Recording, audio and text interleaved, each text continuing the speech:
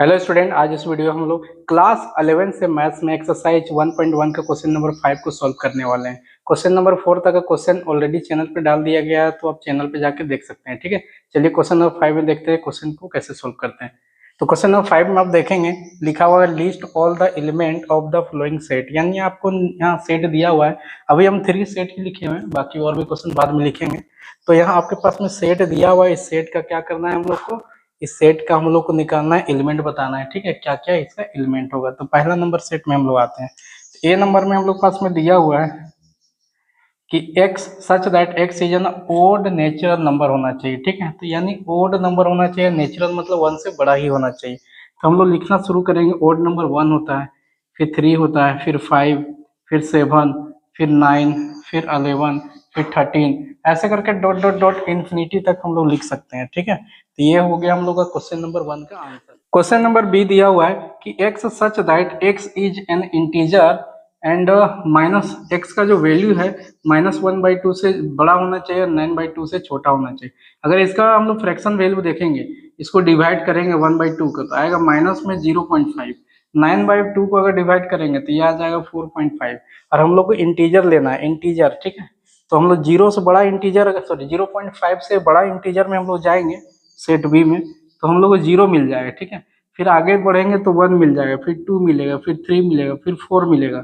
फिर 4.5 को नहीं लेना है क्योंकि ये इंटीजर नहीं है, ये हम लोग का रेशनल नंबर में है। ठीक है, तो इसको नहीं लेना है, हम लोग सिर्फ इंटीजर लेना था, यानी कि 4 तक ही लेंगे। तो ये हो जाएगा हम लोग का सेट बी का आंसर। ठीक है, क्वेश्चन नंबर सी में हम तीसरा नंबर में पहुंचते हैं कि x such that x is N integer होना चाहिए, और x का जो वैल्यू होगा जब इसका x स्क्वायर करेंगे, x का स्क्वायर करेंगे तो लेस देन 4 होना चाहिए, यानी 4 से छोटा ही वैल्यू होना चाहिए। ठीक है, तो हम लोग सेट सी यहाँ लिख लेते हैं और हम लोग देखते हैं पॉसिबल वैल्यू क्या क्या हो सकता है। इधर रब कर लेते हैं, अगर -1 का स्क्वायर कर देंगे तो कितना आएगा 1, जो कि 4 से छोटा वैल्यू है। +1 का स्क्वायर कर देंगे तो भी कितना आएगा 1 आएगा, जो कि 4 से छोटा है। ठीक है, अगर हम लोग 2 का स्क्वायर कर देंगे तो कितना आ जाएगा 4, इक्वल भी चलेगा, है ना, तो 4 की इक्वल आ गया तो ये भी चल जाएगा। ठीक है, और -2 का स्क्वायर कर देंगे कितना हो जाएगा, ये भी हम लोग का कितना हो जाएगा 4 हो जाएगा, जो कि 4 की इक्वल हो गया।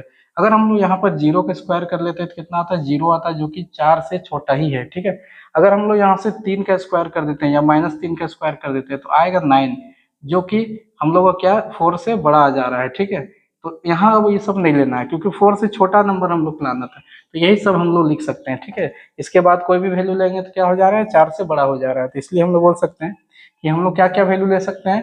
हम लोग ले सकते हैं x का वैल्यू 0 और -1 और +1। ठीक है, ये ले सकते हैं, और क्या लिख सकते हैं -2 और +2 ले सकते हैं। ठीक है, तो ये सब हो जाएगा। अगर इसको अरेंज करके लिखेंगे तो हम लोग क्या लिख सकते हैं, इसको ऐसे लिख सकते हैं, हम लोग लिख सकते हैं -2 -1 0 और 1 और ये 2, ये सब वैल्यू हो जाएगा हम लोग ये सेट सी का एलिमेंट। ठीक है, इस तरीके से आपको बनाना था। तो 3 क्वेश्चन हम लोग कंप्लीट कर लिए हैं। अब हम लोग आगे और 3 क्वेश्चन में आगे बढ़ते हैं। आपके स्क्रीन पे दिख रहा होगा कि x such that x is a letter, x हम लोग का ऐसा लेटर है इन द वर्ड लॉयल। तो लॉयल का वर्ड है, इसको हम लोग को इसके जो एलिमेंट है वो लिखना है। ठीक है, तो हम लोग लिख लेंगे कि सेट डी दिया हुआ है, सेट डी दिया है, इसमें लॉयल का क्या लिखना है, हम लोग को लिखना है इसके जो भी एलिमेंट होगा क्या क्या हो जाएगा, एल हो जाएगा, कोमा ओ हो जाएगा, कोमा वाई हो जाएगा, कोमा ए हो जाएगा, कोमा और एल हो जाएगा। तो ये सब हम लोग का आंसर हो जाएगा। ठीक है, नेक्स्ट क्वेश्चन में आगे बढ़ते हैं हम लोग। क्वेश्चन नंबर 5 में लिखा हुआ है x such that x is a name of the month. तो नेम ऑफ द मंथ आपको लिखना है नॉट हैविंग द 31 डेज, यानी कि ऐसे महीना का नाम लिखना है जिसमें जो है ना 31 दिन नहीं आता होगा। ठीक है, तो वो सारा महीना का नाम लिख देना, बस बहुत ईजी है। तो हम लोग देखेंगे किसमें किसमें 31 दिन नहीं आता है। ठीक है, तो हम लोग देख सकते हैं कि फरवरी में हम लोग का 31 दिन नहीं आता है, इसमें 28 दिन आता है। फिर हम लोग का अप्रैल में भी क्या होता है 30 दिन आता है। ठीक है, उसके बाद जून में ठीक है, जून में आता है 30 दिन।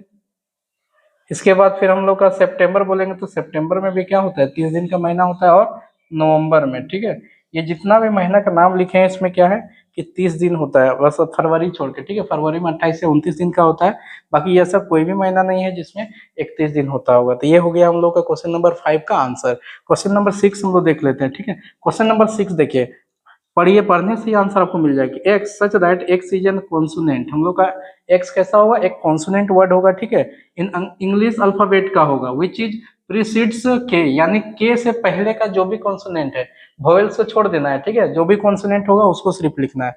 तो हम लिखते हैं एफ नंबर हो गया हम लोग का सेट, ठीक है।